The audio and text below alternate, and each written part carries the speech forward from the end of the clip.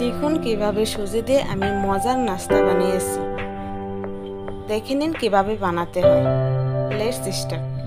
প্রথমে আমি একটা কড়াইতে অল্প করে ঘি নিয়েছি। ঘি নেওয়ার পরে আমি ঘিতে সুজি ঢেলে দিয়েছি। সুজিটা যাতে পুড়ে না যায় তারভাবে আমি নেড়ে নিয়েছি। সুজিটা ভালোভাবে নেড়ে নেওয়া হয়ে যাওয়ার পর আমি একটা থালাতে নামিয়ে নেব। থালাতে নামিয়ে নেওয়ার পর সুজিটা এরকম দেখা যাবে। দেখুন কিরকম দেখা যাচ্ছে আমার সুজিটা। তারপর আমি একটা কড়াইতে অল্প করে গাখির নিয়েছি। গাখিরটা গরম হওয়ার পর আমি গাখিরে দিয়ে দিয়েছি তেজপাতা। তারপর আমি দিয়ে দিয়েছি এলাইচি।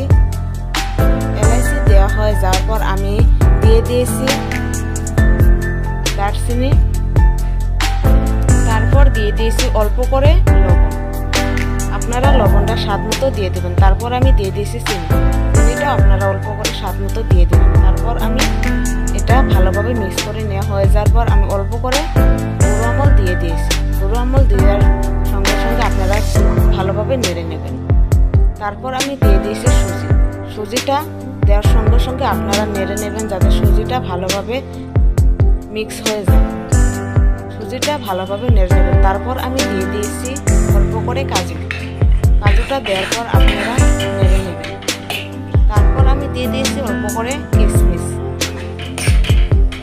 কিশমিশ দেওয়া হয়ে যাওয়ার পর দেখুন আমার নাস্তাটা পুরোপুরিভাবে তৈরি হয়ে যায়।